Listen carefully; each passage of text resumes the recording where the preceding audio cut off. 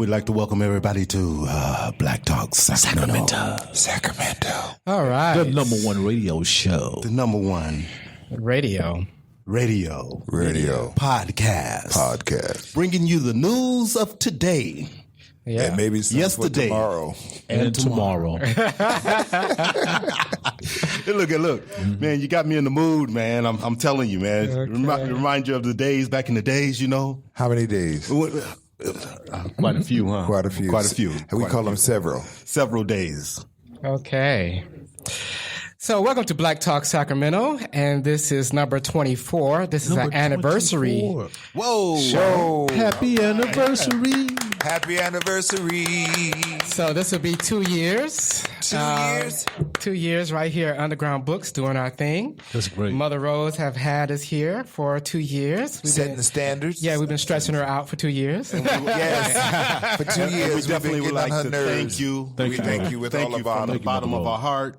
Thank you for everything. Yeah. Not only, the radio podcast show, but all the other things that you do here. Yeah, everything that you do here in Sacramento for the folks The of community. Sacramento and the community. We really want to give it up to you. All right. Yeah. 2 All years, right. y'all. Yeah, I know, 2 years. So I think we put in the work, right? Yeah. I think so. It's I been think interesting. so. Once a month. I think we're ready to Do some other maybe things. do some things. Yeah. I would say maybe I we are believe- going to do some things. I believe in the 2 years We've been we've set talking some about this. standards. Yeah. Yes. Yeah. Yeah. We've created a style for ourselves. Yes. I mean, we were nominated for an award. Yeah. Yeah. Best podcast in Northern California. That's pretty good. That's I would say so. I ain't mad at y'all. Now we see another knockoffs. Yes. Oh, yeah. Hey, it's all good, though. it's all good. Yeah, it's all good. Everybody have their own flavor, and we That's should, right. Right. the more the merrier. The more the merrier. But you're knockoffs. See, is that like a pair of shoes? Hey, so what else is going on? What do you think is happening? You know what? I do want to start with this. It's going to be a special thing going on next month, and I know we'll be able to talk about it within one more show in October. But you do know that the Brickhouse Gallery and Art Complex will present Sac Panthers 48, which celebrates the 50th anniversary of the Black Panther Party and the 48th anniversary of the Sacramento branch of the Black Panther Party. And all those things will be going on between October 4th and October 9th, right around the corner over here at the Brick House. All So right. you do want to go there because there's a lot of activities going on between here in Sacramento and Oakland. So a lot of these people who are going to be talking here is going to be talking in Oakland. So please come in, check that out. I know we're going to get a chance to talk about that more, but that is a special event, and people coming should soon. know that it was a branch here, not a chapter, a branch that was here from 68 to 1970. It disbanded in April 1970, and we have some special people that's still around today Yes. who was involved in that. Yes. That movement that took place here in Sacramento. So who are some of those people? What we talking about? Akasanya Cambone. Yeah. Omar Wally and his wife, Margot Rose Bronson. Yeah. Mary Carlton. Ajimai. Shake it out. Yeah, we got it. You did more than I did. Strivers. The former Jack Striver. Okay. He's part of that movement. There's plenty more of them. So should I wear So my you can black meet them beret? all. Yeah, there is an event, I think, on Friday or Saturday night where they do ask everyone to wear all black. Okay. So I I should know bring out my you know, Yeah, black it's going to beret. be all week, right? All week. Yeah, October 4th to October 9th, which that's Okay, a they're going to have Tuesday movies to and stuff like that. to Sunday. Right. Movies, panel music discussion, and a musical tribute. Some food? Of course, food, spoken word from All right. understanding. Barbara Range over at the Brick House. She got all lay it out. ins and outs. Okay. Stuff. Right. Okay. You definitely want to be a part of that. But I know we'll get a chance to talk about that at least one more. One more time. What are we, the second? No. No, 'cause we do won't. the We're gonna second. miss Yeah, that, so huh? that's why we need to talk about it now, because we do the second Tuesday of the month, Right. And we may get to talk about it a little bit while it's going on. I'm not for sure exactly. maybe we could do like a special something. We can go in there. And, or maybe Yeah. Maybe we can go there and be live. maybe we can be live. yeah, And that's a good idea. We should really pick a day or a couple of days to do something like that if you guys are that'd be cool. It's possible. Yeah, that'd be very cool. Because even though, it's the 50th year of the Black Panther Party, it's the 48th year, that the Sacramento branch started. Okay. So we definitely want to focus on that because it's definitely something that needs to be celebrated, Oh, absolutely. Oh yeah, especially because I know that the Sacramento branch did a lot of things that they groundbreaking. they broke a lot of ground here in Sacramento. I mean, they were very instrumental in the breakfast program, right? Because I know they'd had it right there at the WCIC. Yes, the breakfast program. So, and there's some. Yeah, that's cool. And the WCIC is another place that really should be celebrated because they're still around. The Women's Club still Improvement Black. Center. Yeah, so I love it. I love the WCIC, and anything that we can do to support them to keep that legacy going, we should do. Yeah, so we got a couple of events. Before we get started, I want to announce some events here at Underground Books. Right now, we have a couple of events that's coming up. We have discussions and book signings with Kenneth Green on Saturday, September 17th, 2016. And it's going to be is that this weekend or next weekend? September 17th. But that would be this weekend. This weekend, Saturday. So September 17th, coming out at 4:00, and the book is called Old Danny Boy. Old Danny Boy is a fascinating book written by Kenneth Green. This book tells of a small boy who comes to Earth on a quest from heaven and befriends 4 college students and a young couple and their 4-year-old daughter. No one really knows what his true purpose is until he has to perform some truly miraculous feats to save the lives of a young blind boy. So come on out. This is going to be a very interesting book signing. And come on out and you can ask the author anything that you want to ask them.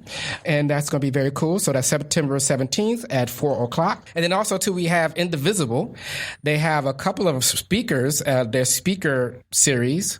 It's going to be Monday, so right after the 17th, September 19th. You have it at 6 p.m. right here at the Guild Theater. We have 2 speakers this time. We have Eric Mahmoud and Howard Fuller. So Howard Fuller is a civil rights activist, educator, performer, advocate, and academic.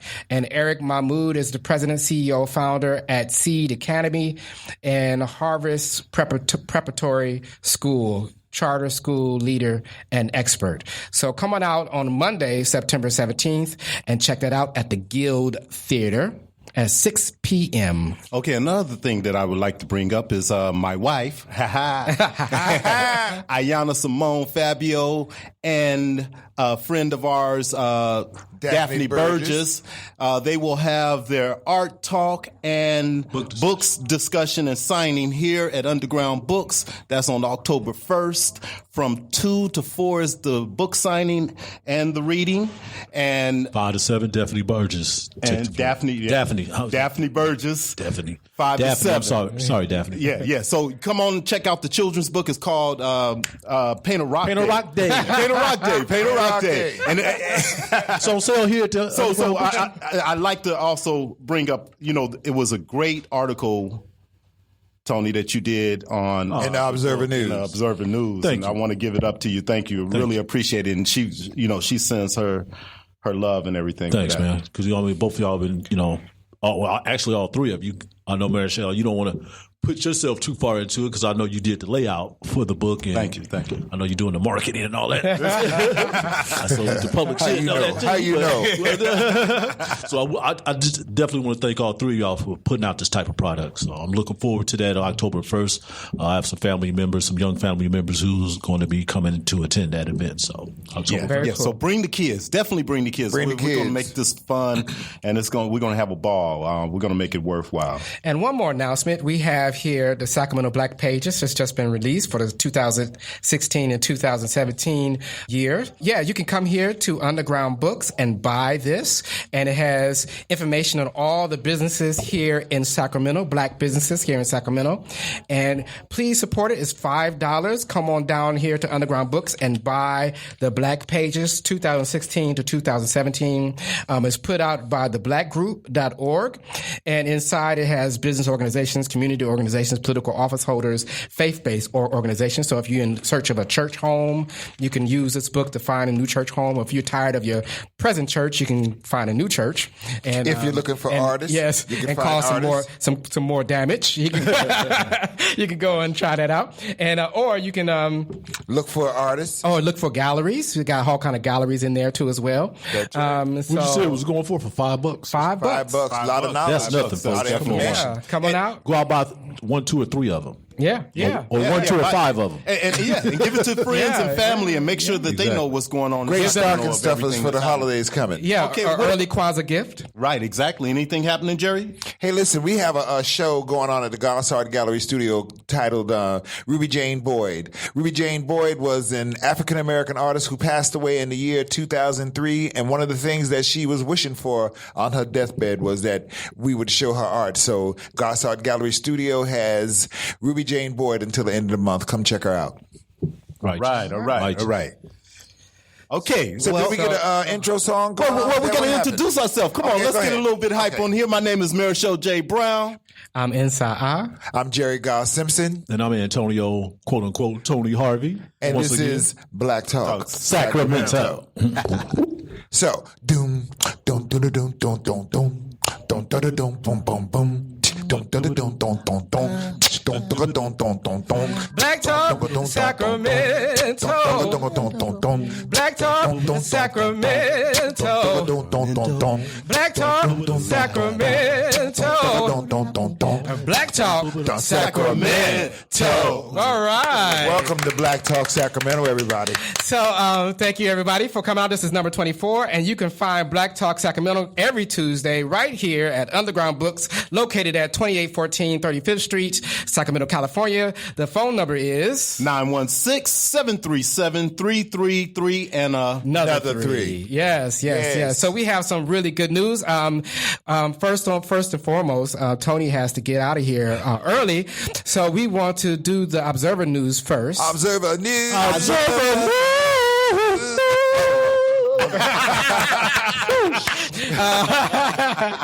All right, so check Yeah, it we out. had to bump it up a little early. We live, Appreciate y'all. that. We live. We live. Yeah, so and the reason why I'm leaving because once again Sacramento City Hall business tonight, and there's some things that going to be presented to the council in terms of police accountability. So several organizations around here want to lay down some suggestions about transparency. Okay. You want to see with the things. Sacramento Police Department. Okay. You know, in regards to a couple shootings, a few shootings that had happened in the past few months, specifically this Joseph Mann case that we all know happened back in July 11th when he was shot and killed. The police officer involved shooting in Del Paso Heights on Del Paso Boulevard. Del Paso Boulevard. Thank you. And hey, we still have questions about what went down. Right. So we're trying to get to a solution, but there's a in-house investigation that's going on. And of course the community wants to be a part of that. Just know what's going on. So it's a lot of things going on with that. And also I do want to bring this up to know we just went through some announcement, but this is very important. We have a gang prevention summit, which is set September 29th at the community center over there. San Bonney Pinell Community Center. Yeah. Yes. And that's going to feature NFL legend turned activist Jim Brown. Oh, wow. He's coming to town? He's coming to town. Yeah. Okay. Mm-hmm. And so once again, it's September 29th. That runs from 8 a.m. to 3 p.m. and it will feature keynote speakers, informative panels, interactive activities, special guests, and a roundtable discussion. Once again, featured with Jim Brown. So that should be pretty good because I know they've been trying to get a handle on those type of things. Get these lost individuals acclimated in another world, or just try to another way, because they think that's a family too. So, but I'm not going to get too far into that. But I hope some of them come out and check out what this has to offer too, because this is basically being ran by the city, and of course everybody have problem with gangs. certainly Sacramento has, its share of them too. So hopefully we can get a handle on that and, help these young brothers and sisters, get out of this life. It's all about giving them something else to do. It's always a welcome thing. And also it's about jobs, right? It's also about jobs, education, jobs. That's giving them something else to do. Yeah, because people want to, because they doing it basically to make money, So if you gave them another way to make money, I'm pretty sure that the gang problem would, But it's almost gonna be kind of hard. It won't be, it won't be getting rid of, but at least it will lessen, because. This is what they're trying to do to depress it, Yeah, it's like, come on, we gotta, We can do better than that. Yeah. But they need some help. Mm-hmm. They need some help. So, but we can do better than that. Yeah. Okay, so and moving on, yes, two entities right here in Sacramento was honored at City Hall last week. Well, we just got done talking about Lawrence, the Women's Civic Improvement Club. Okay, WCIC. Mm-hmm. And local branch of the NAACP. They were honored by the City Council. There were resolution for, the NAACP has been in Sacramento for 100 years. 100 years. Okay. They had a big event out at the at Cal Expo. The Cal Expo. They had the opening. Oh, wow. Wow. Yeah, which was really nice. Yes. And we want to keep that organization going too. Oh, yeah, that's a century, man. Yeah. And WCIC has been around for 80 years. Yeah, they've been around for a while. 80 years. Yeah. And just to know the history of it, too, it wasn't a lot of course, Sacramento wasn't highly populated with black people. Right. But, you had two bases here, Mather and McCullen. Right. And a lot of people were coming here from the South, looking for jobs. Yeah. Right. And a lot of young women. So the WCIC, it was three clubs integrated. They came up with an idea to open up this facility. It was a house, so young women they had a lot of had a place to stay. Yeah, they would have a place to stay, so they could look for jobs and eventually land a job. Right. Because when they did come here, they had to go to the quote unquote what was then the red light district, which wasn't a big help.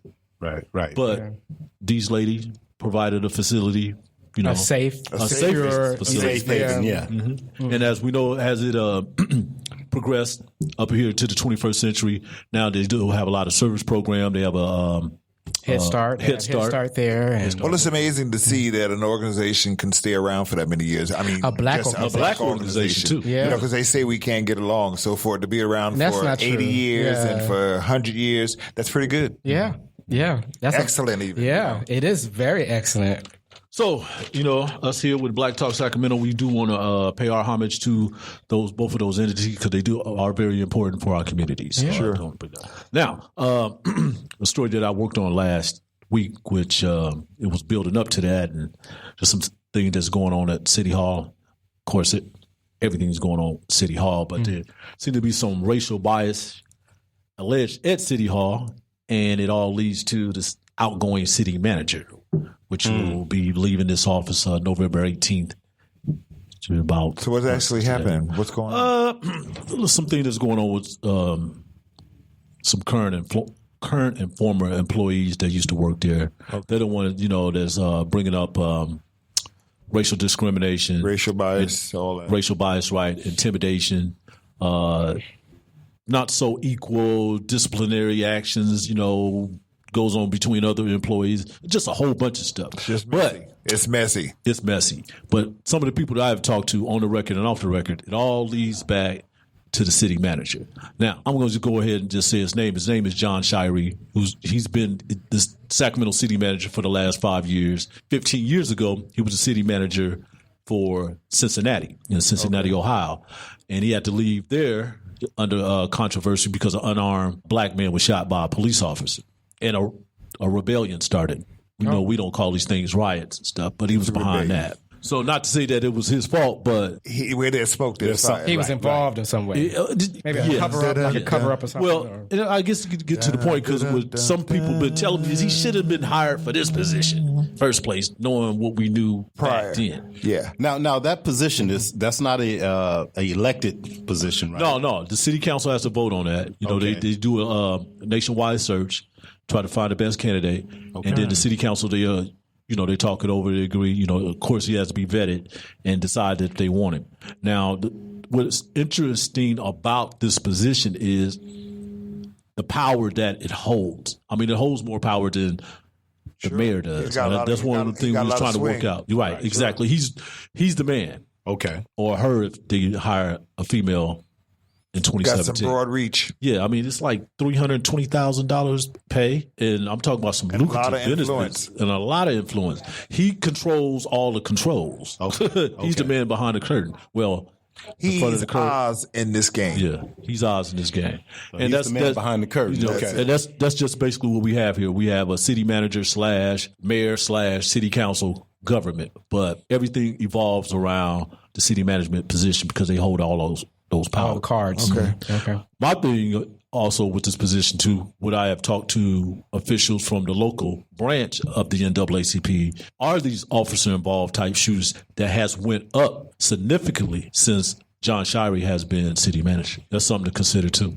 That's why you work in your position, brother, because you got the news. Thank you. Yeah, We should know about these. he's type a of things, journalist. too. Yeah, and it's been going on for 5 years. I'm pretty sure it happens in every municipality, but it's been a spike, an increase that's happening here. So we need to talk about these things. We need to do something about these things. We have to make ourselves aware because Sacramento right now is trying to tout itself as a world-class city, which I definitely want to see too. But But they got to clean up some things. we got to first. we got to bring some people to the carpet. Makes sense. What else you got? Well, just about the same thing as everybody else waiting on. This is election time coming on I through. know. So what about Hillary's health? Isn't that issues? something? Her health? Yes, yeah. You know, She tired. And she has been working extremely hard. I have to admit that, but sometimes somewhere you have to gotta take slow a break. down, You gotta okay? take a Because you're break. trying to do these rallies and you're trying to do these fundraisers, and you fly to like 5 different cities. And in not only a few that, what's hours. crazy is you better remember everybody got a camera. The person that actually something? discovered that was somebody standing by with a cell phone Isn't that and took something? a video. Everybody got a camera, y'all. It was, Well, actually graphic. and it falls kind of funny because they were questioning her health anyway from the beginning. Yeah. So this is, and then our Donald Trump. Mr. Trump. See, I don't even want to say Donald his name, Trump. man. Donald Trump. Yeah. Donald Trump. You know, it's amazing that trough. that he, trough or Pig's trough. Whatever. all of that. Go on and say it. but you know, it's amazing that he's even in the election. well, it's not really amazing. If Bush can get elected, He's I got think the it gift happens. to I thought that But too. this But I campaign think was nothing like this. Yeah, I thought that too. But at least Bush ran a election for the position and had a little bit was making some type of sense out of things that he was saying. Donald Trump don't have no Really? damn policy, But man. at the same time, he's pushing Not buttons really. of people. He's waking up people that have been thinking like him for a long time. Well, I think what Donald Trump has He is done divisive. is that he has revealed The ugly side.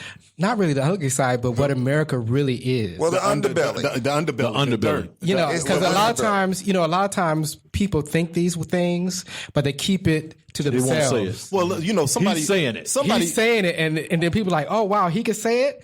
Then I can then say I'ma it too. join the I can party. say it too. Well, there was a comedian that I was watching once, and he said, I think it's kind of good. It's the like comedian made a break it all statement and said that those sheets are somewhere. They're somewhere in the back of people's closets. Yeah. And now And he's they're just starting pulled to them bring out. them back.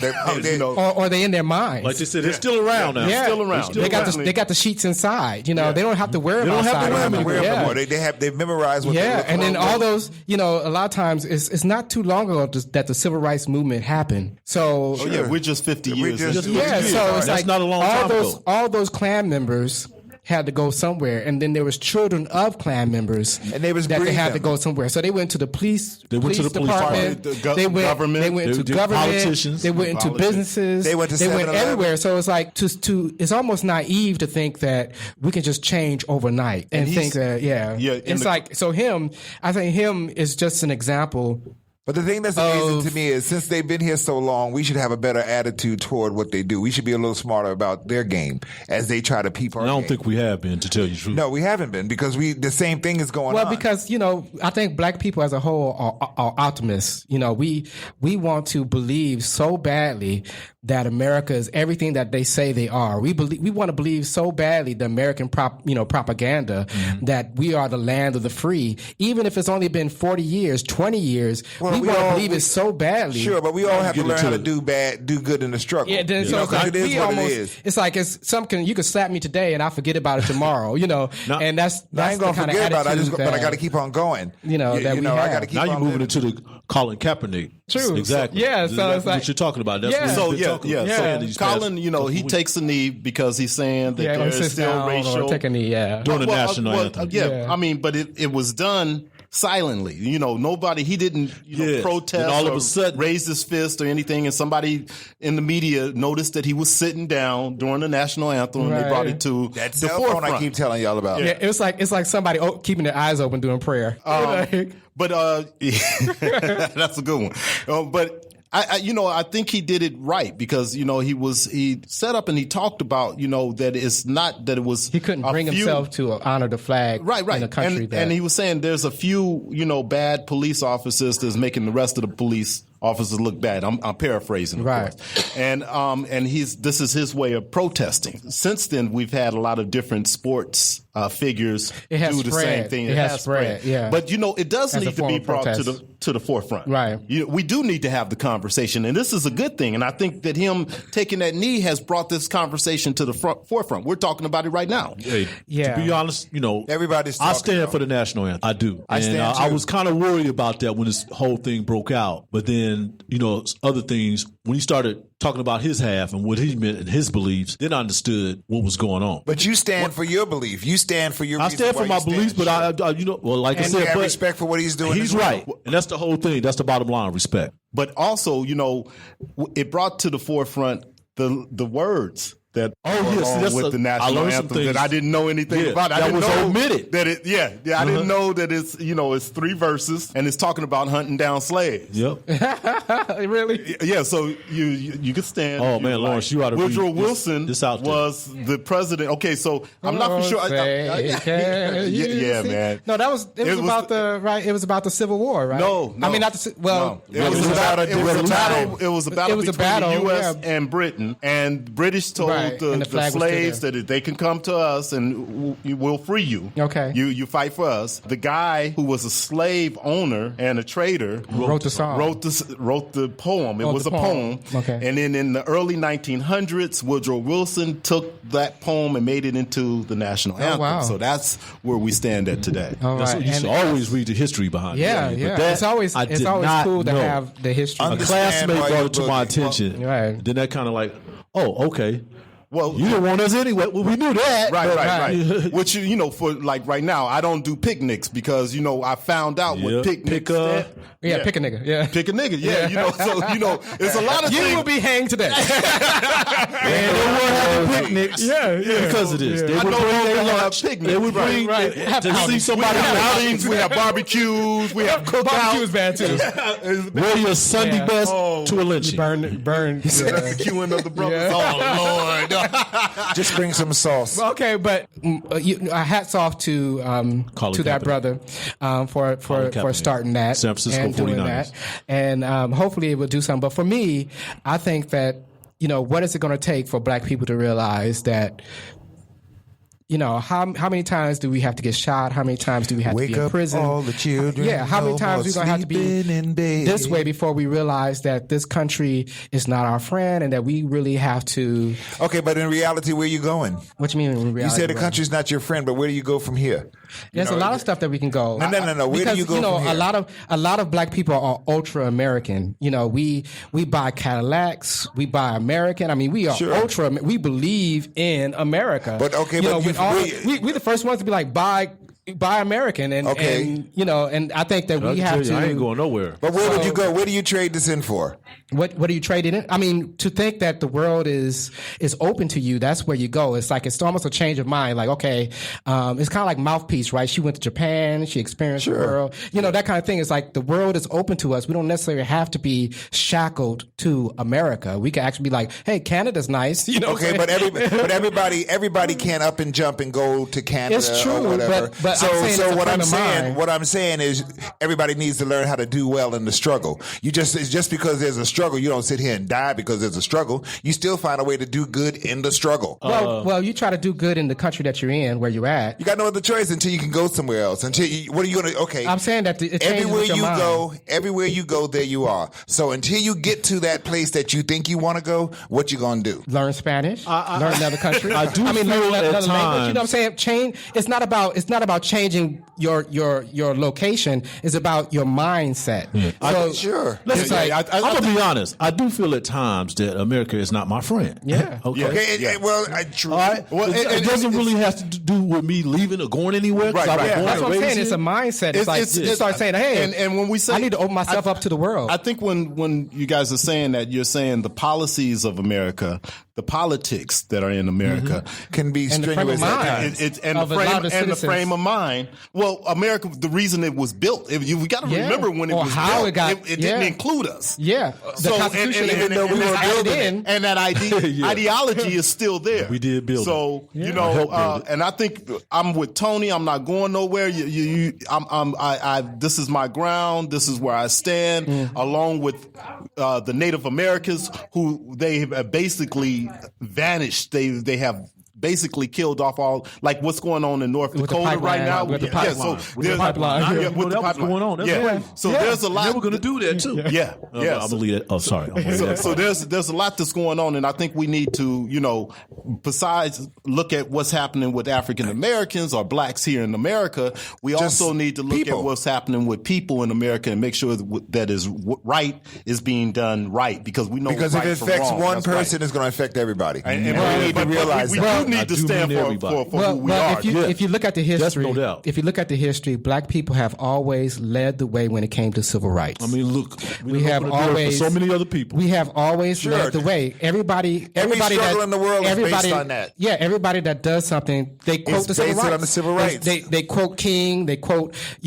Malcolm X. They quote. Okay, so now that you're saying that, why aren't we more ahead or more, since everybody's quoting us and following us? Because with every movement there is a counter movement. Okay. Yeah, that's true. So it's like COINTELPRO's one COINTELPRO. You have a lot of stuff, You even have a though, lot of stuff. and then not only that, but the assassinations that happen. Yeah. With every movement there is a counter movement. Okay. So in a lot of ways, it's like we have to keep the battle alive. We have to keep fighting and all this kind of stuff. But then you also have to have your frame of mind. Our frame of mind has to be that the world is open to us. And you got to think going forward. You got to be forward thinking. Yeah, you'd be like, look, if I got to learn German or whatever it may be, it's just like, software, right? If you're going to learn a different program, you just can't be stuck in one program to be effective as a programmer. You have to learn different languages. And I think that is part of it. It's like we have to get in our frame of mind that America is just a country, that we can be open. The world can be our oyster. Okay, and then they get up. That's the problem that's happening with Colin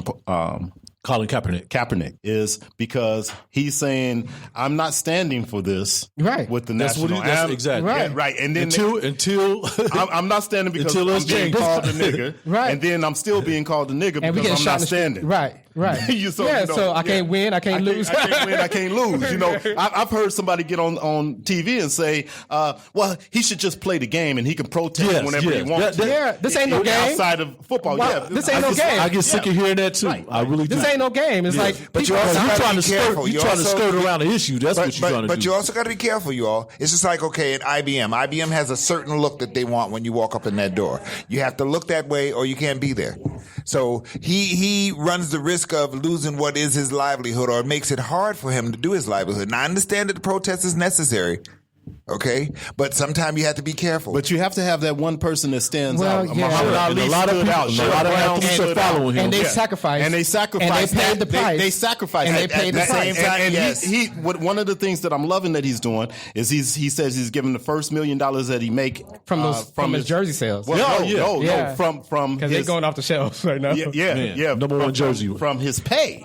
his pay, and then his jersey sales, he's donating everything because he has the number one jersey. So the man is not just talking the talk; he's walking the walk. Right. So, but sometimes you got to step up. I understand that. We don't know what kind of price he's going to have to pay. In the end, there's been a couple people. That's sacrifice. I can tell you right now, because Jesse what a couple of these athletes are paying that has followed in his footstep, they lost endorsement. They're losing endorsements. Don't care. They don't care. And we got to. Sometimes we got to say. Well, hopefully he stashed enough money that he can say he don't care. Well, okay, you got what I'm saying? Because if he's that's part of the sacrifice. That's what I'm saying. I'm pretty sure he'd have mapped this all out. Well, sometimes, sometimes, but this is another thing. Sometimes it's not about the money though. And I think that's what it's about the principle. That's what they're trying to get at too. Yeah, but okay, it's not about. I mean, if we don't want to, I know where you at. We don't want to get captured up in just. I'm not saying it's about. He's gonna. What I'm saying is, I'm just saying if he's gonna make this sacrifice, I hope he got some cash he could lay out. Oh yeah. I'm sure he does. He just signed a new contract. He's good. Hopefully, he opened up a restaurant somewhere. Hopefully, he got something on that he could fall back on. Yeah. But I got to give it to the brother for stepping. I respect. I mean, and he's rocking the afro and everything. I'm loving it. Go ahead. Okay. Look a little like Lionel Richie, but which came out of the brother he's sporting that up from. So let's move on to our first guest. All right. Let me introduce this brother, Kanot Israel, founder of the Israel Family Urban Farm, is an urban farmer, community activist, and husband. Born and raised in Sacramento, he traveled across the country for 10 years on the dime of corporate America before deciding to trade in his frequent flyer miles for seeds and soil. Soil. Kanok. Yes. Welcome to Black Talk Sacramento, bro. Welcome, bro. Thank you so much. I'm really happy to be here. I've been following you guys for a while now, so I'm glad to be able to sit down and just be able to share with you guys, share with the community and those listening. So I'm ready. Welcome. All right. So let's talk about who are you? Who are you, and what is urban farming? Because I know what you're talking about, but for those that don't, you could bring it bring it home. So really urban farming, that's more like a fad word. It's a really urban farming is really an old practice that everybody used to do. Basically what it is, it's growing food inside of what we now call the city areas. So that's basically what urban farming is. And it's, it can deal with chickens, bees, growing vegetable crops, not too many animals, maybe small animals, maybe pigs, chickens, goats, things like that. Probably can't keep a cow in the city, that type of stuff. So basically, that's, and it's good. Yeah. You can't keep a cow in the city? Why not? They need a lot of space. Yeah, they need a lot of space. They need a lot of space. They got byproducts too. Yeah. Oh, yeah. Right. Okay. I got you. We try to do that. People may not be all too happy about that, but really, that's what urban farming is. That's the new word that's if you read about, like right now, there's an article circulating that came out from the United Nations, 2014. It was talking about the idea of really just small farms. Nowadays, back in the days, a farm could be, a husband, wife, they're working together, they're taking care of a land. Now you've got these 1,000, 2,000, 4,000, 5,000 acre agri farms that are, it's big business. Yeah. It's very big business now. And especially in California, we're the agricultural producing state. So when did big agriculture take over the farming? Ooh. Was it after the Dust Bowl or? It wasn't after the Dust Bowl, but I'm going to say right around maybe like the 40s, 50s, that type of time. Of course, the country started with agriculture. Right. It was family farms though. Yeah, it was family farms around 1900. Everybody was practicing. Yeah, because you had to have, you had to have. There was no grocery store. Right? Yeah, I was going to say there was no grocery store. I used to go down south and visit my grandparents. They had everything. Yeah, absolutely. Watermelons, and you may have a general tobacco store. Yeah. Right. But like you said, it was no. My father, he grew up in Texas. Yep. And they grew up on like 80 acres. Yep. And they farmed the land, and the land is still there today. Yeah, my grandma, she had an urban farm right next door. So she had like a little farm that she grew green peas and green beans, I should say, and right. And we used to help her snap them and that kind of thing. And then for us, you really have to look at the Great Migration when we left the South. Right. Because before that, we were 15%. Yeah, we were 15% of the farmers. We had we had millions of acres of land. We just couldn't make it. We couldn't make it work. It was too much oppression. Right, yeah. The USDA was involved. The Freedmen's Bureau was You involved. had to move around and do different things. You had to move around, so we left. So that was a lot. Had a lot to do with what we were doing as far as farming too as well. Yeah. Very cool. Well, in the cities like New York, you've seen people for years farm on the roofs. Oh yeah, You know, roofs. they've had farms up on top. You know, Yeah, it's really it's making a resurgence now. But even if you look at the time like World War II, Victory Gardens. Yeah. You know, the year that they actually called for the Victory Gardens, United States grew about 40% of their food in urban farms. Right. Some of which are still around today. So it's not really a new thing. It's a new thing now, but it's being repackaged and sold as something new. But we've been doing this for a long time. So how did NAFTA affect family farming? NAFTA? You mean when they started to trade the different places? Because it was an agreement with South America, right? That they could actually truck over. Well, really, what it did is produce. it just undercut because most of the farms, these big farms that are supplying most of the food, they're surviving not because they're making money, subsidies. Yeah, that's what's happening. So when NAFTA came into play and all of those things happened, then they have to start subsidizing the food that was being grown and basically saying, "Oh, you may grow 100 acres. Yeah, you may buy 100 acres of that, but don't worry if you can't sell it. We'll give you a subsidy. We'll give you some money. Yeah. Yeah. So how did you get into farming? What was your? I know. Was it a voice from heaven or something? What happened? Like farming. Well, it's one of those things. One, I'm a concrete person. First of all, I've always been all through my life, and I'm a person that likes to see things happen in the real world and concrete, tangible. Practical. Mm-hmm. So when you start to look at, there's a couple things. 1986, my mom had breast cancer first time when I was young. It was devastating. I was young, but I didn't really have an idea. And that was back when chemo wasn't like chemo of today. Yeah. So she really, hardcore I saw, chemo, it was hardcore chemo, and I saw her go through that. About in the 90s, she had cancer again. Oh, wow. Yeah. She's a four-time breast cancer survivor. Wow. Yeah. Wow. All right. Yeah, she's still... Yeah, my mom's not going anywhere until she decided to go.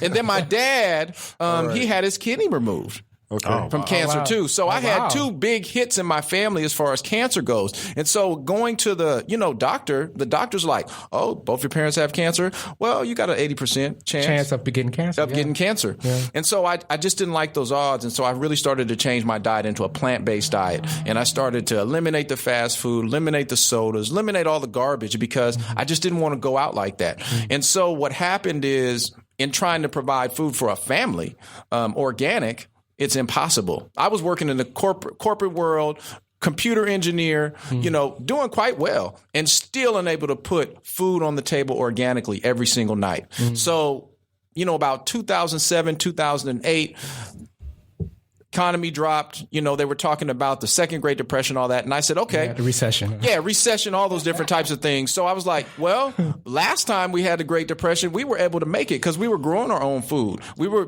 making our own clothes. We were, building our own houses. We had that type of self-sufficient lifestyle. We were used to that. So I said, you know what? It's about time. So I went home, spent a few $100s, put a whole bunch of stuff in the ground, and was like, hey, I'm about to start growing some food. 2 weeks, everything was dead. Every single thing that I planted, because any fool knows you don't start a garden in July. So I was totally disconnected from nature, totally disconnected from growing food altogether. And then it dawned on me, the reason why we're doing all the things that we're doing now is because we have lost what real wealth is. Right. And the creation of real wealth. Like if the grocery store shut down tonight at 5:00, how long is it going to take for people to actually start to go into shock because there's no food? They don't have food anymore. You go to the South, our grandparents and great grandparents, they had jams, all that stuff, all of that stuff. Pantry. Yeah, they had pantries that was full. Everything, it was full. So anyway, it was that. And then from that point, I just was like, you know what? I'm going to start growing food in my backyard. So I used to get up at 6 a.m. Then I used to garden for an hour, fix breakfast, take the children to school, then go to work way in Rockland, sit there, come home, an hour again, and then garden some more when I got home. I did that for, 1-2 years strong. And, around that time, I also met Judith. And, I was like, you know what? We need to start a farm. And she looked at me. She thought I was crazy. She said, she was living out in Rancho Cordova at the time. She was living in Rancho Cordova at the time in a nice duplex. Talking about, you want to have a farm in Oak Park. You're like, okay, McDonald. Yeah. So anyways, from there, started growing food. I took a class up in Northern California for 3 days. And, I came home with this one idea that stuck with me. It was like, forget about the plants. It's about the soil. Start growing soil. That's the important thing. Good soil, good food. Good soil, good food. I came home, started growing some food. 10% of our food, 15% of our food, 20% of our food. I just kept expanding and expanding and expanding. And now we're up to about 1,500 square feet worth of crops that we grow right now. We got about 40 fruit trees, got chickens. And, it's a wonderful thing. But that wasn't enough. Wait. You got chickens? You eat fresh chickens? No. Who's snapping the neck? Nobody's doing snapping the neck. Nobody's snapping the neck. You're doing it with the eggs, right? Just the eggs. Just the eggs. I tell everybody, if you want the chickens, they're right there. Right. If you want to get your hands dirty. Yeah, if you want to get your hands dirty, go ahead. It's up to you. They used to ring the chicken nightmares. And snapping, snapping the necks of chickens, it releases all of the chemicals into their bodies. When an animal dies a death that's very horrible like that, all of that fear and all of that terror goes into the meat. So that must be the spice. Okay, I'm serious. No, seriously though. But that's why if you're gonna eat meat, it's best to eat like halal or if it's kosher because it's killed in a way to where the terror. It's humane, so you don't get all of that. In fact, the meat even tastes better. Yeah, it tastes different. You can tell the difference. I once heard. I think I was in a class somewhere, and they was talking about how the Indians hunted buffalo.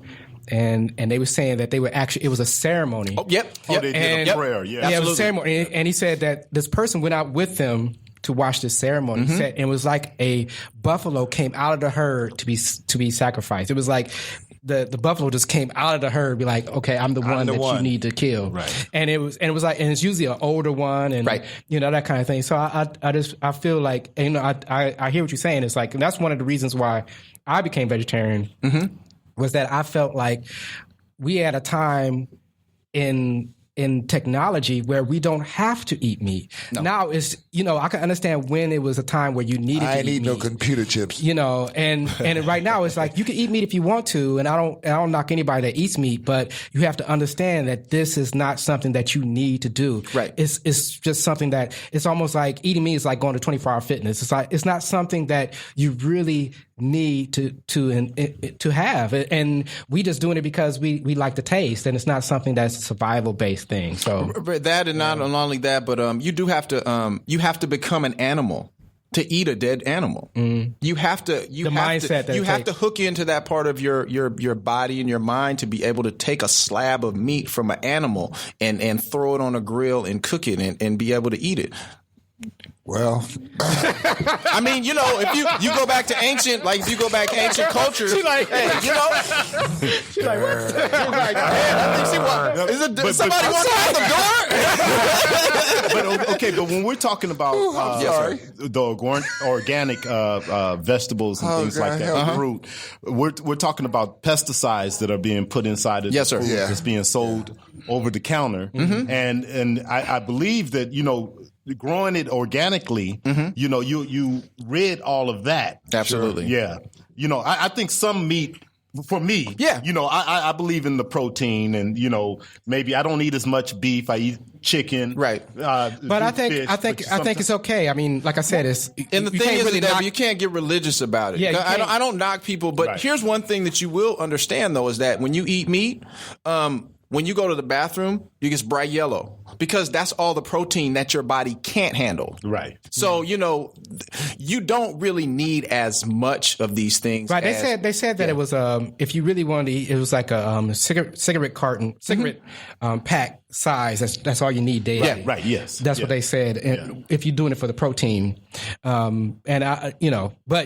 think that, like I said, you can't really, like you said, you can't really get religious about it. But I think as Black people too, as well, is that we have to a lot of things that we learned how to eat We have to was because rethink it was from slave. It was a slave mindset. It's Well, like- it was survival. Yeah, it was survival. It was So definitely survival. all it's you definitely had. something that we have to re-educate ourselves on. It's like not even being a vegetarian, but being a responsible meat eater. Well, yeah, I believe that, in the black race, we have a lot, of diseases that we end up having, like diabetes and heart disease and things like that we need to Hypertension. really kind of watch out for. Right. And that's because of the way that we still eating the way that we were eating when we were slaves. Yeah, right. We're still or eating. or that survival chitlins mode. and- Yeah. and Well, I'm survival gonna give mode, you two statistics, and then maybe because we could be on the meat thing, we could be on this for the Forever, rest of the show. right. Yeah. Yeah. 75% of all of the antibiotics bought in the United States are for animals. Yeah, and then Whoa, you are you become serious? Yeah, are and then for you animals. become immune Right. to the antibiotics that they give you in the hospital. Then you die of staph infection or something. Absolutely. Yeah. So that's one statistic. And then another statistic is that the climate change. It takes all of the fertilizers, all these different things that's going on with the CO2, animal, the yeah. CO2. Yeah. It's contributing to the greenhouse gases, which is also contributing to climate change. So even if you're not looking at it from the aspect of myself, we're globally, we're leaving a legacy for our children. Right. And if we don't heal the people-planet connection, then they're not going to have anything left. That's right. Yeah. So it's really more about looking at those things too as well, not just the fact of, it tastes good to me. We kind of have to get out of our individualism sometime and start to think about the fact that the earth is a symbiotic, there's relationships It's an that's going on. organism, It's an organism. It's Yeah. a living organism. And we were supposed to be the stewards of it. That's and it. when we break that relationship, yeah. then problems start happening. And that's where we are today. Oh, there you go. Preach. That's a good. That was a good So one. how big is your farm? Our farm is just under a half acre. So that's probably about 25,000 square feet. Oh, I don't know what that Yeah. means. So put that That's still put good. that in is it like a football field, half a football field? about two or- Is it about the size of Is this? it as big as Underground Books, or Well, let me see. Let me think about. Well, give us an analogy of usually a house sits on, the houses out here in Oak Park usually sit on maybe about a quarter of an acre. Yeah. So if you could So think, take two of those. take So two of houses. those. Yeah, Yeah, two houses. two Oak Park houses. Yeah, including the The backyard. cool in the Yeah, backyard, man. front yard, Yeah. all that's a different Okay. space. Oh, yeah, that's a lot of space. That's it's a lot of space. So name what are some? Okay, I have a nice little cool little farm in the back. And Yeah, I'm you do, trying to don't get you? my I'm trying to Yeah, I get my know. little farm. We gonna work that out. So We'll work that out. I got I'm growing grapes. Yep. We have a plum tree. Yep. Delicious. The plums was off the hook. Our tomatoes didn't do, and I know the plums were good. The plums were good. Yeah. Money grows on trees. Yeah, okay, there you go. Yeah. We did melons. And this is on me. I thought they were cantaloupes, so I was waiting for them to change. Come to find out after they busted, found out they were honeydews. Okay, but I think That was a when happy we surprise. picked up the plant. And I think it depends on where you pick the plants up from. That I believe that the lady had them mistagged. So yeah, so it did say cantaloupe, and when I put it in the ground, I was like, "These some big ass cantaloupes." But yeah, so talk about what are some of the things that you grow. Oh man, we grow everything from the kales, the cabbages, your leaf crops, your kales, cabbage, lettuce, mustard greens, turnips, greens, all those different things, all the way down to the root crops, which is beets. Peanuts? No peanuts. Haven't done peanuts. So some things, and I'll get to that in a second, because we have to make certain types of decisions because we don't have a lot of space when you're talking about growing a whole bunch of things. So there's some decisions that we have to make. But the first thing, beets, turnips, carrots, those types of things, and then also going into some other stuff such as tomatoes, the regular stuff that you eat on a seasonal basis. But for the most part, and we even have some exotic stuff. We've got some guava back in there that's growing. Okay. We've got some yacon, which is something that comes from the Andes mountain. What is a yacon? Yacon, it's... Is it a fruit? Are you familiar with Jerusalem artichokes by any chance? No. Okay. So it's a tuber. It looks like a potato almost, right? But it doesn't have that same taste as a potato. It's more like a juicy, watery type of tuber that grows every single year, and you just put it in the ground and grow it. So we've got all kinds of different things. We're trying to a lot. Of course, we got the okra. We got those things growing too as well. So anything we can eat pretty much is there. Okay. Growing at any given time. We have something in the ground growing 365 days out of every single year because we're in California. This is the place for that. So right now is the time is right now the time to plant? Is this Absolutely. season? Right now is the time. For those people who have gardens, they want to start their fall stuff. Now is the time to actually do it. This is the time you want to start planting your leaf crops, which is your mustards, your turnips, your lettuces, your kales, your cabbages. It's time you want to put those in. Also, you want to put in your root crops such as your beets, also your turnips. Turnips are good, beets are good, and turnips are good because you get 2 crops for the price of 1. You can eat the leaves off the top, and then you got the tuber that's growing in the bottom. So you got 2 crops in one place. And then at the same time, you also want to start putting in things like beans. You can still get into your beans, like your peas and beans, those type of things. Oh, okay, great. Absolutely. Great. Okay. Sounds good. Yeah, I'm loving it. We got to connect. Now, you also work with people if they want to start farms in their backyard, right? Absolutely. We have a program called We Dig It, and what that does is, I like that. we will put a garden in your backyard. It's just as simple as that. We'll come over to your house, take a look at what you got. Get an idea of what you want to grow, and then we'll come over with volunteers, tools. We'll bring all the plants, everything, and we'll go from 9 a.m. to sometimes 2 p.m. or 1 p.m., 12, and we'll turn your flat space into a thriving garden, irrigation and everything. Oh, wow. So how do people get in touch with you? How do they find you? Well, you can give us a call, or you can go to our website, www.ysraelfamilyfarm.net. You can also check us out on Facebook. You can also go to our Facebook page, We Dig It Urban Gardens. And there's a way that you can go and fill out an application and write online, and we'll take a look at it, give you a call, and hook you up. Awesome. Okay. Yeah. Is there a fee for this? How's it working? It's no cost. We also give you technical assistance for a year or 2, which means, well, you can give us a call and we'll tell you what to plant. So do you get a percentage of the produce, or how does it work? What happens up to this point is we do check back in and see if people are, make sure people's gardens are going good and things like that. We haven't set up, because it does take a lot of time and energy, so we haven't set up anything to figure out how we're going to get some of the produce that people are growing. But we do encourage, because we do a lot of the garden builds in the same area. Mm-hmm. So we encourage the people that are getting garden builds to help on builds that are happening, to kind of create this community of people who are getting gardens, so then they can start to become support for each other. So how do you feel about hydroponics and indoor farming and stuff like that? All right. Well, right now it's very popular. It's very popular right now, and in the cases where there's no access to the soil is it's toxic. Then yes, of course, I'm a purist. I like soil. I'm always going to be that way. But there are applications for hydroponic and aquaponics. I mean, these are things also, because we have these new words, but these things have been going on all the time. If you look at a pond and you got fish in the pond, and then you got the whole circular thing. There's a whole circular thing that's been going on. So it's not like that thing hasn't been happening. But as far as taking it to the level of turning the inside farm, and you got lights, and they got a hydroponics on the space shuttle. Yeah, they have one on the space shuttle where they're growing potatoes and stuff. Wow. Absolutely. So it's very cool, and they try to figure out ideas on how because they planted a mission to Mars. So farming is going to another planet. So it's very right. So not only is farming going to be, we shouldn't have destroyed that one. Yeah, why not? Yeah. Why not take care of the one we have? Right. You need to stop destroying planets. That's what we need to stop. So I mean,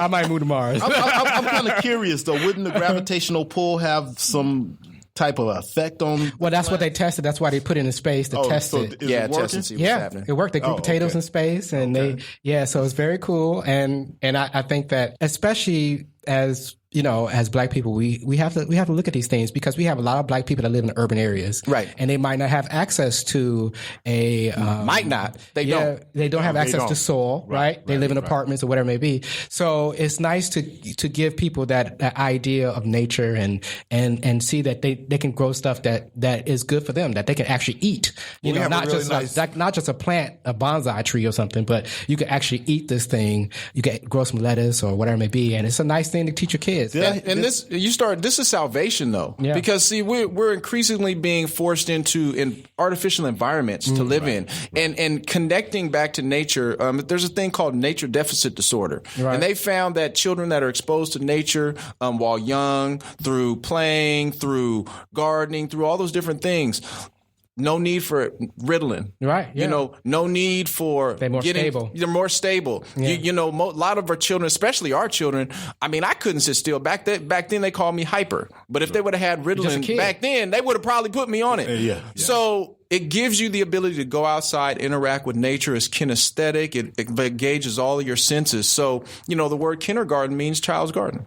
Oh, yeah. So, that should let you know that we're kind of going astray as far as how we need to be teaching our children. Yeah. Right. Yeah. They need some kind of connection to nature. They need some kind of connection to nature, and they need to be in the places where we are, or we're supposed to be anyways. Well, there's studies that have been done in people that eat more organically and cut out all of the, like you're saying, the fast foods, the sodas, the ice cream and things like that. The processed food. Yeah, the processed food. They're becoming more healthier. They may have symptoms or diseases and things like that. Well, then it becomes a health divide, right? You have a whole host of people that live healthy, right, that have all the avenues so their brains work right and all this kind of stuff. Then you have people that live, off of processed food because it's the cheapest food, right? And then you have a whole segment of the population that don't have, it's a health divide. It's like, so if you're poor, you eat more unhealthy, right?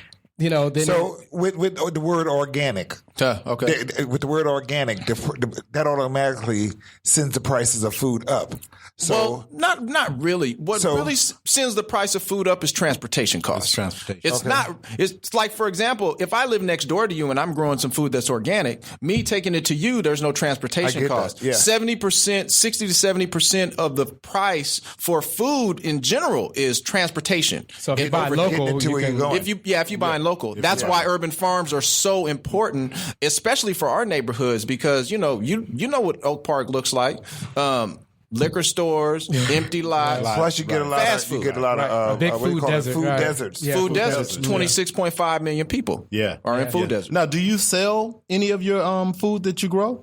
At this point, it's not legal for us to sell because we're in the county. We have the county finger area. Right. So, if you're familiar with some of our work, we were one of the founding members of the Sacramento Urban Agriculture Coalition, and through that coalition, we were able to get the law changed so that you can grow food in the city and then sell it in your front yard. Okay. We're in the process now of talking to the Planning Commission. Maybe by the end of the year, that will be in place there in the county. And what we'll do is we're just going to have a farm stand right in the driveway. Yeah, that'd be nice. All right. There we go. Yeah. So I just came from Italy. So do you go to where? What part of Italy? I was in Pozzuoli, Italy, and what was cool is that north or south? That's like the south.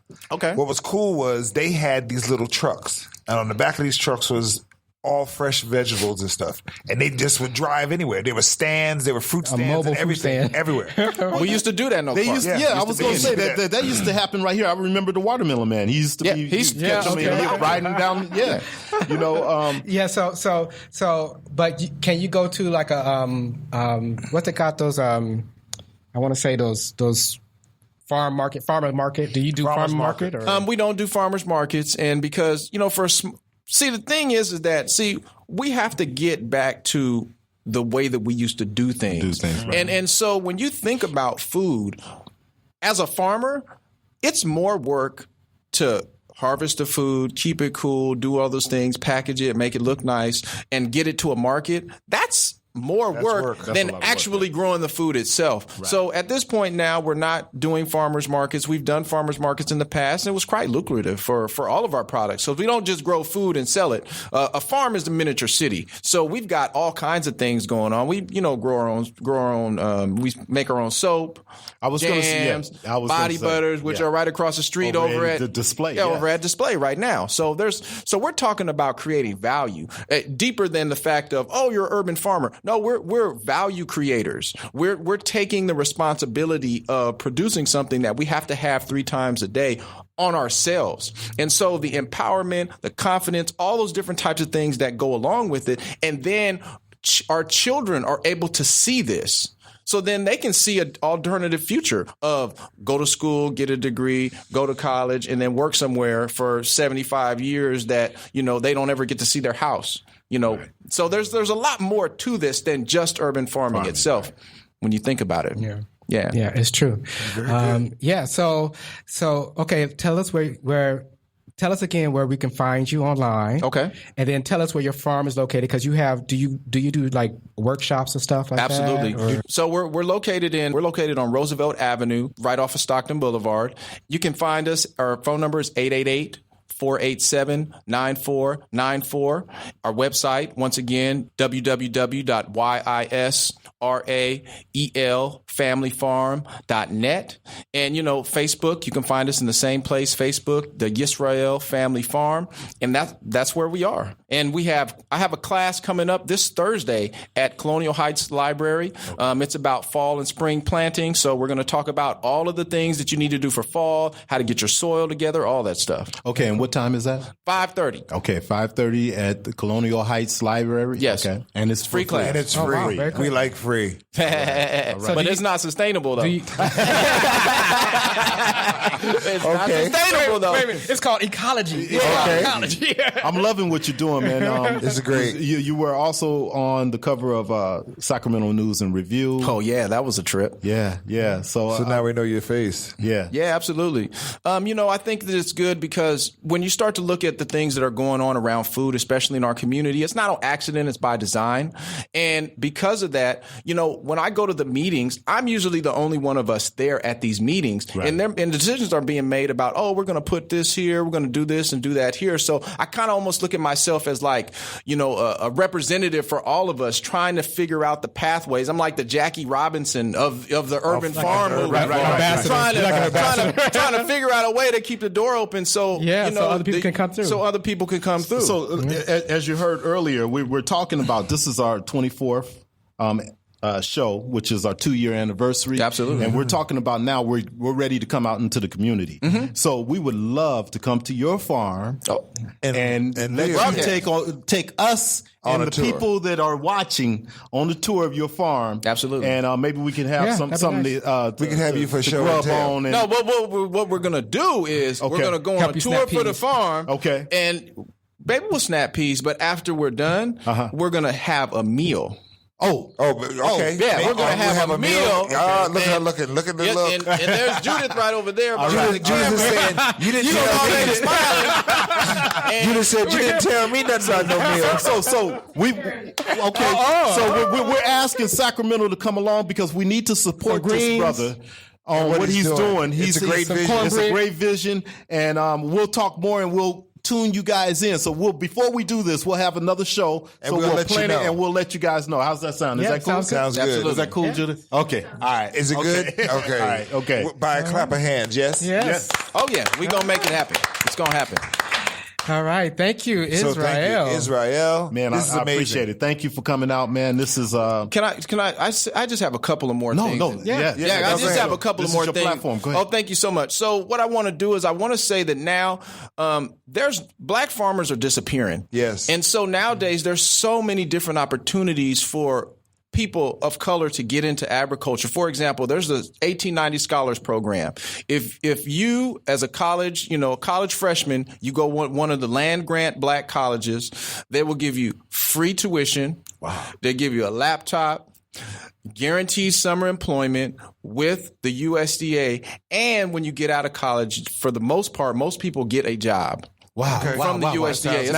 How do they get in contact and find out about that information? So all you have to do is look 1890 Scholars Program. Okay. If you look at that, it'll take you to the USDA website. And then also, what we also have to understand when we're starting to look at this is, we're dealing with systemic racism and oppression all the way through. And many people are in league with this system and they don't even know it in many cases. Mm-hmm. So when we start talking about police brutality has to do with the fact that there's food deserts, because it's the same system that's promulgating all of this. And in order for us to kind of get in a position of, I guess you could say, power, because we get attached to popular moves, not power moves. Right. So we have to deal with power moves, because a lot of people say, well, you're an urban farmer, you grow food. I said, no, I'm into real estate. Ooh, there you go. And that's real. Yeah, I'm into real estate. Right. Because in order for you to grow food, you have to have your own land. You have to have your own. So are you looking to buy lots? Because there are plenty for lots, or is that something we'll bring to the point? Okay, okay. Yeah, so that's all part of it, because right now that's where the land grab is. Right. There's so many empty lots in Oak Park now that's where the land grab is right now. Right. You know, to where those places are. So we have to start looking at things from more than just this superficial idea.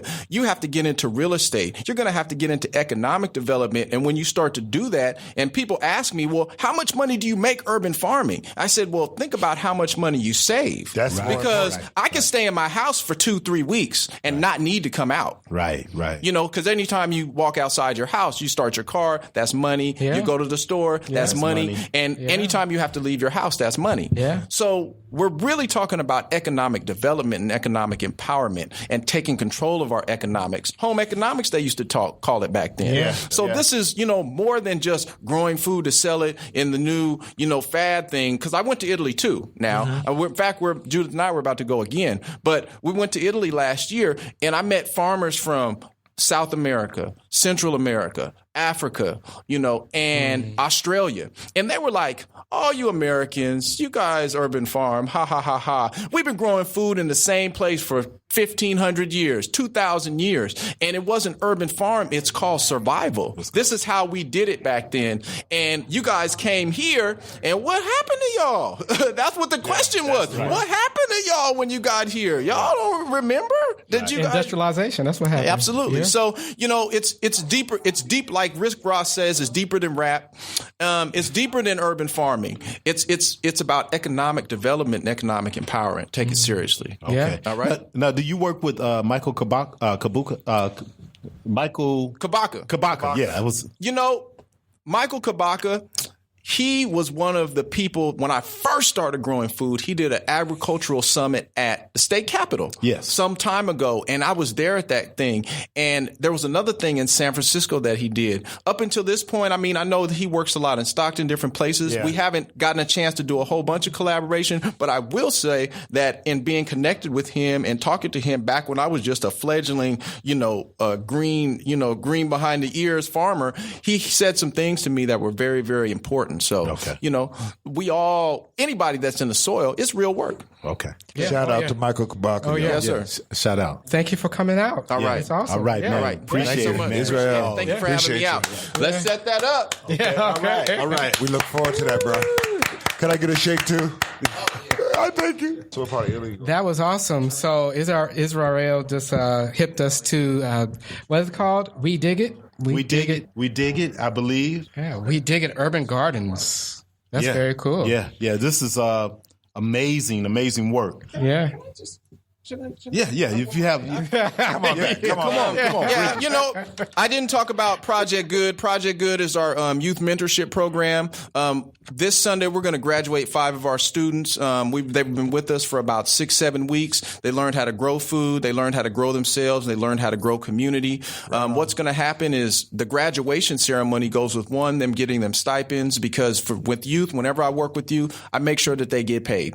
They have to do that because, we can't have this volunteerism in our communities that are already impoverished. We have to make sure that those things happen, because I know you guys were talking about economics and employment. We were talking about gang prevention. Mm-hmm. At the same time, what they're going to do is they're going to come, they're going to show their parents what they learned about the soil, all that, and then they're going to follow it up with cooking dinner for their families. Oh, wow. It's kind of like a farming recital. Absolutely. Okay. Absolutely. Okay. So anyways, Project Good, growing our own destiny. I'm going to leave some flyers here here at Underground Books.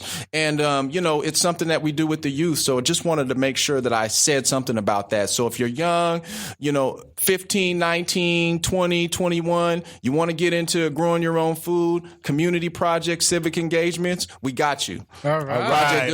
All right. Yeah. I'm loving it. Holistic approach to community. Very good. Very good. Yes. So, And you get fed. yeah, and you get fed. Well, and Natural food, too. And you're into real estate, Yeah. and it's real all the estate. things that Just all the things that the go building together. of economics. We're talking about building community. This Yeah. is it right here. Yeah. So thanks, man. We really Thank you. appreciate that. But we also really look forward to coming and having this meal you talking about. Yeah, I want some greens and some cornbread. I'm setting my He said, and some oatmeal patties. Hey, you want to hang out for the rest of the show with us, man? You could come on and hang out. We're gonna go into the to the other news real to the quick. other news.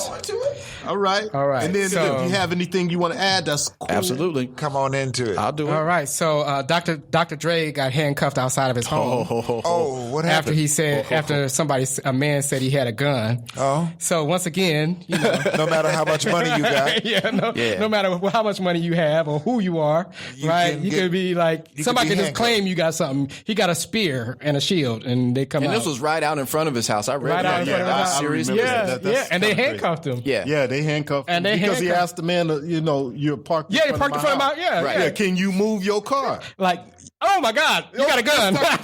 He's a gangster rapper. He got a gun. All right. I know that Beats he by probably Dre. got a nice rude awakening, because a lot of times when you get to that point, you feel like You you could be forget. isolated. Well, it's just I like- just recently got pulled over because, South Oak Park has been real hot lately. Yes. So I got pulled over. Judith got pulled over by the police. And so, they just have this little Well, arrogant Oprah attitude. Winfrey, same thing about her getting locked out of the jury place, and you get reminded. Well, every once in a while who you are. I changed hats, man, and I haven't been pulled over as much. Well, When I you was older, wearing my yeah. baseball hat, I was wearing my baseball hat. right. I would sometimes wear Did it you have it backwards. Hey, man, listen, man, it was on the norm, man. I would just go around the corner. See, I stayed in Oak Park also, Right. and I changed hats. Just to match up the clothes. Right. And they waving You got at to me now. camouflage. You got to camouflage yourself Yeah, they waving at me now, but I still wear my baseball. I still rock the baseball. at home. No. Man, right there in front of them. I walk in front of them. All right. So, Ron Husband, the story of Disney's first black animator. That's very good. So I'm gonna put these links online. Good. So if you can click on that, he's been in a couple of he's done a couple of movie cartoon feature films.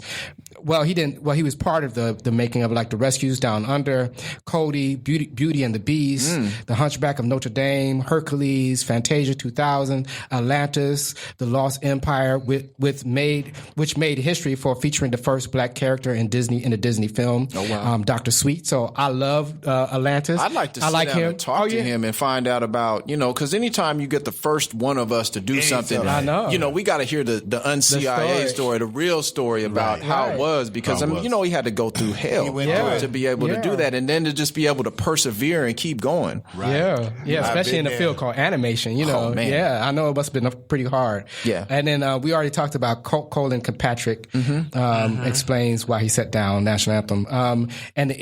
He's not sitting down anymore. Yeah, he's kneeling now. He's kneeling. He's now. kneeling. He's taking a knee. Yeah. He's taking a knee. He's getting closer to standing up. Chris Brown's my hero. Yeah, but wasn't that crazy? He wasn't standing up. He He's closed the door. He said, "Go get a warrant." Yeah. No, I'm talking about at a recent. That too. But recently there was Something I saw him. Yeah. Yeah, he was at an event and they asked him to stand up for something, and he was really? like, "I'm not standing up for the anthem." Okay. Yeah. So Yeah. They got a problem right now. Well, that's who they afraid of. I wonder how they're gonna get back at some of these people. Well, we got to now we're uncovering The door is open already, We're so you uncovering can't. The genie things. is Like out I the said, box. we knowing about what the lyrics are about now and why they were written. So that national anthem Might doesn't. have to be- It's they not might have to do the remix. Right. Yeah, they can't. So they shouldn't want us to. It's not our anthem, right? It's not our anthem. They might have to do the remix. No, we got an anthem, right? Yeah, we Lift every but they're not gonna- voice and sing. Okay, so They ain't gonna. They just go on to the next day. NY, I know, just start singing your anthem, like lift every voice. All right, NYPD cop Daniel, the guy that choked out, Eric Garner. He has a raise just for being on a desk, so he got like a $20,000 raise for sitting on a desk. So it pays to choke somebody out. Yeah, that's. It's sad that makes the news. Yeah. Yeah, well, they just brought that up, you know. Well, T.I. just came out with a new video. I can't remember the name of the song, but what he did is he replaced all of those characters, are white characters. So, so white people will be able to see how it is when, somebody that's sitting on the corner selling cigarettes and then black cops come up and choke them out. Right. If you guys get, I can't remember the name. It's like that old movie. Remember that movie by White Man's Burden? Yeah. White Man's Burden with Sylvester Stallone. Not Stallone, but Harry Belafonte. White Man's Burden. Yeah, he was in it. John Travolta. Yeah, John White Travolta Man's was in it. Burden. Yeah, White Man's Burden. That's a good show. Yeah, that was interesting. That movie was like he was like whoa, like man, you don't know what it feels like to be white. So need a job. Tyler Perry is hiring. Yes, he is. Let's go down there and see what's going on. He's hiring for his studio in Atlanta. So you might want to, if you're an actor or something like that, you might want to go down there with your resume. If you got a cousin down there, just call him and ask him to stay. Finest dress. Yeah, or in a doctor outfit or something like that, so you can show your acting chops, right? He's like, so you can say, oh, it was acting. So, Tyler Perry is hiring. Mm-hmm. So moving on to tech news, GM just released an electric car. So that's very cool. So what's different between this car and all the other ones? And the Tesla. Well, it's because more mainstream car companies are releasing electric cars. Fully electric cars. 200 miles. They're cheaper. They're getting. Okay. The Tesla, I think, starts at $89,000. But that Tesla's has a lot of problems right now. He got the ball rolling, right? Yeah, they do. I know somebody with the Tesla. They've had to take it back several times. No, but they got killed with the it was driving by itself. Driving by itself. That was one incident. I know, but it was right. I'm not letting no computer ever drive for me. I'm Will Smith and I Am Robot. You're not driving for me. I'm driving for myself. I need to drive for myself until the how do you guys feel about they talking about maybe Uber having these? They developed. My thing about Uber is that I feel sorry for the drivers, right? Because the drivers they are submitting their income driving, and they are making money for this company that is investing in automation, right? And it's like you almost paying them to put you out of work. Okay, but if you own the car, right? So will Uber just own? They would just buy the cars. Is that they don't have their own fleet? So then you should start your own company called Uber. So they're gonna have their own fleet. So it could be right. You could be like one person that has like 10 cars that's out there, driving around. And they squeeze out the middleman. Yeah. So, are you saying Uber wants to have all right? But unmanned cars to take you around? I'm not letting a computer. No car's not going to drive me. Well, we kind of do. When you get on light rail, you're letting the computer. When you go and get on BART, the computer is driving you. I'm just saying. It will save a lot of accidents. It will save you a lot of accidents. I don't know. It will. You think so? Oh yeah, absolutely. You know how many accidents that happened because of it was driver's error. See, that's how they. But it could be that Terminator started. You talking about Skynet? You on the way to Skynet? No, I'm a hologram. So I think that it's a good thing. I think in a lot of times because there was a big accident with this bus driver that fell asleep. It was a commuter bus. But what if the computer guy fell asleep? And he fell asleep and he hit a pole and it's like killed all these people. And to me, it's like if you had somebody, even if you're driving, but you had like an assist, like an automated assist with that, then you actually save lives because people. But what if they go to? Let me come from another perspective because I was in the computer world for 12 years before I came here, and so you're right about that. The computers can do the thing, but here's the thing about computers: they don't think. And so what I've seen in a data center where you're talking about trillions and trillions of packets is that one person can do the wrong thing, and then the whole entire system will shut down. And I've seen that happen. Like, for example, remember phones when phones started to you could call people and you hear the music. I was part of the background of putting that system in the first time it did. But anyways, beside the point. So one person was supposed to change something like a rule on how traffic was routed. They hit the button wrong. Within 10 minutes, there was like a denial of service attack because all these packets got misrouted. So imagine you've got 100,000 cars on the road, or 10,000, 5,000, 500 cars, and then one of these types of things happens. Then that means that all of these cars are going to go haywire. And you're just going to have to. I would think there'd be some form of redundancy put into the system where. Well, but it'd have to happen first before. Right, but I'm just saying. This system, Yeah, you have to have a mistake before you know that there's a mistake there. Well, yeah, but like I said, it's just like with seatbelts, right? I mean, seatbelts didn't come into play until there was X amount of accidents and stuff of this nature. And then Ralph Nader was the one that really pushed for car safety and things like that. So even the act of driving is unnatural. So anytime you get to this point of, then you have autopilot, then you have cruise control, you have all this technology that we do depend on already. Then we already have computer chips in our car that can be hackable. Like the Jeep, they already experienced a hacking example in the Jeep car where they actually took over the car. So yes, all these things are possible, but we have to understand that in the world that we're living in, that even the existing technology that we live in right now is risky. So even our power grid, you can put a bomb in one spot and blow up the whole power grid. So a lot of that stuff is because so much stuff is happening. It's like it's impossible for a human being to actually keep up the power grid right now because of the way it's constructed. So I think that with every jump in technology, we're going to have problems. Just like with every jump of space technology, you're going to have explosions and all this kind of stuff. But it's worth it. I think that anytime we go that way, it is worth it. That we have to, as a people, instead of us saying, the only reason why I bring these up in Black Talk Sacramento is that we as a people must know the way that the world is going. And even if you don't participate in it, you have to know that this is where it's going. Right. And this is where our children can go. And if they decide to get a job, that they can go into that, or they can become an app maker, or they can do these things where they actually can be that next person that design that car firewall that could keep your car safe, but we have to know that it's coming. You just can't keep your head in the sand. And then that you're true. I think people should know technology, and I was blessed and fortunate enough to be able to be involved in here. But here's what I can say. We're not the ones that's controlling what's happening. Now, if we were to actually start to control our own technological advance as a people, then that would be different, because there's things that I still can't talk about that I knew about back when phones first got on the internet in 2000.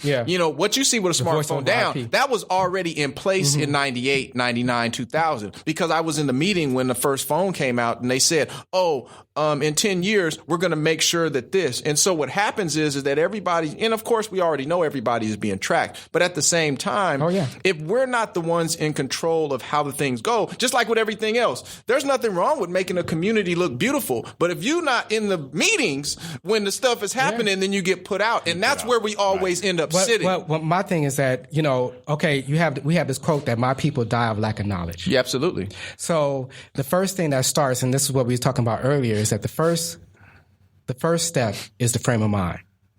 And just like with you, when it came to food, it's like you was green behind the ears. You didn't know how to grow your own food, but already your mindset has changed, that you say, okay, I want to grow my own food. I want to get into this. I don't know exactly where to start. Right. And I think technology is the same way. It's that our frame of mind must change, that as a people, we can have that, but we have to have a frame of mind. We have to say, it has to have that switch, that paradigm shift was like, I can get into technology. I remember when I was a kid and they took me into, my first example of technology was like, they took me to this nuclear plant and I saw my first hologram and I was wild behind my dreams. I was like, oh my God. Right.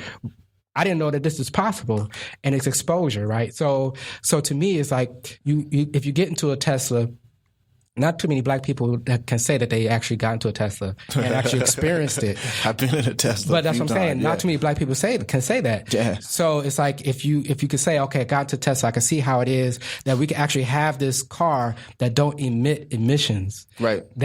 And that's why GM is getting to it. But the whole thing that I was thinking about as I'm looking at Google Maps is I'm thinking about, how easy I could take control of this car?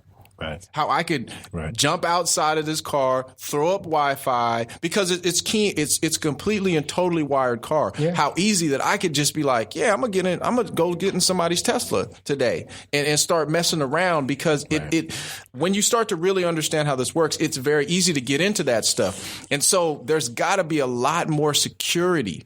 It's coming. Right. Yeah, it's got to be a lot more security. It's coming, and it's like that's what I'm saying. You have to be in that world and allow that to happen and be like, I'm aware of this, and maybe I can get into this field. But my problem, my question with technology is where is it trying to go? They saying making it better, but we find that every time the things that we've already been doing. Right. It's the annihilation of you depending on anything natural.